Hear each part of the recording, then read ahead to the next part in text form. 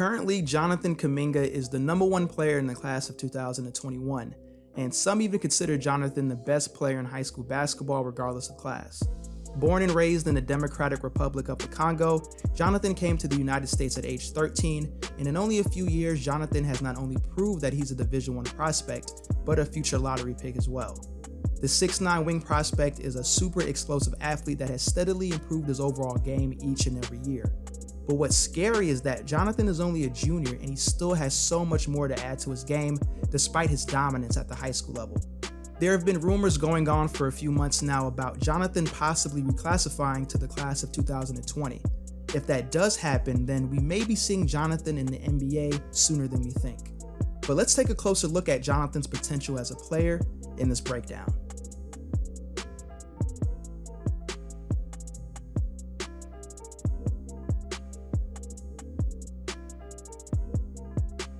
Jonathan possesses the ideal size and athleticism that you want in a wing prospect. He's a high motor player that does a great job running the floor and finishing strong above the rim, exploding off either 1 or 2 feet. He's a real handful to contain and transition with the way he's able to change directions at his size, making him an almost unstoppable force at this level. Jonathan's physical tools also allow him to defend multiple positions as well. He's not an elite level defender quite yet. He occasionally has some mental lapses on defense, but when he's focused, Jonathan does a good job sliding his feet and cutting off ball handlers. His timing blocking shots is also impressive. His length and jumping ability could make him a legit shot blocker in the future. But when it comes to size, length, and athleticism, Jonathan is just in a league of his own. Jonathan is starting to develop into a really dangerous slasher in the half court. Even though he primarily attacks in straight line drives going right or left, we're starting to see Jonathan get more comfortable using his handle to break down the defense. He uses crossovers and hesitation moves very effectively. After his initial move, Jonathan does a great job using his body to draw contact from his defenders, knocking them off balance in the process. I also like that he's very comfortable finishing at the rim with his offhand. He prefers driving right, but he's more than capable of getting to the basket attacking left. Jonathan still has room for improvement as an off-the-dribble attacker, but the way he's consistently gotten better each year leads me to believe he'll be fine in this area of his game.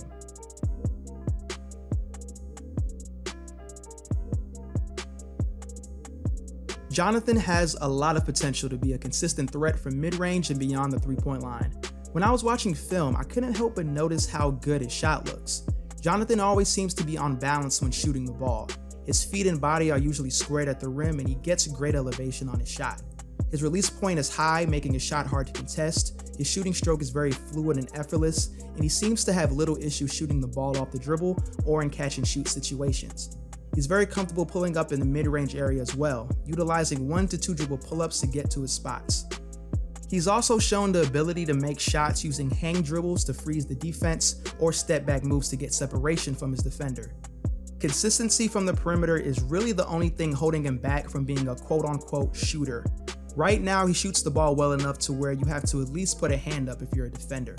But Jonathan has the potential to take his shot to that next level as long as he continues to put the work in. Passing is a very underrated part of Jonathan's game, and I think it's something that should be highlighted more.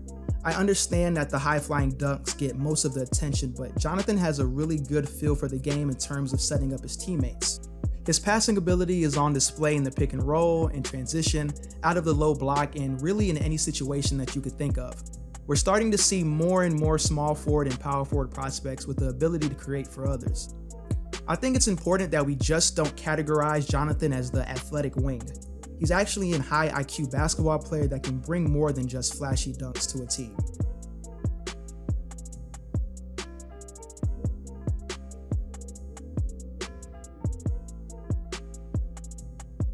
Despite his dominance, Jonathan is still very raw as a player offensively.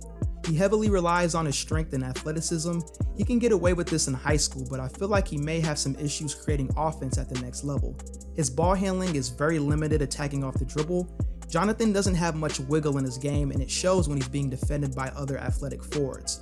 He loves to play bully ball, but when that doesn't work, he settles for a lot of difficult shots in the paint and in the mid-range area. He can be sloppy at times when it comes to attacking in transition or in the half court, occasionally losing his handle or throwing the ball away when attempting to make a pass. He had a 1-to-1 assist to turnover ratio on the EYBL circuit, so it's pretty clear he could take care of the basketball better. To wrap things up, Jonathan needs to improve his consistency from 3-point range. Even though he has the ability to make shots from the perimeter, he shot a less than impressive 30% from beyond the arc on the EYBL circuit. Mechanically, there's not much wrong with Jonathan's shot, but his shot selection from the perimeter plays a part in his low shooting percentage. I think if Jonathan does a better job not forcing the issue and just letting his shot come to him, then we should start seeing improvements in his 3-point consistency.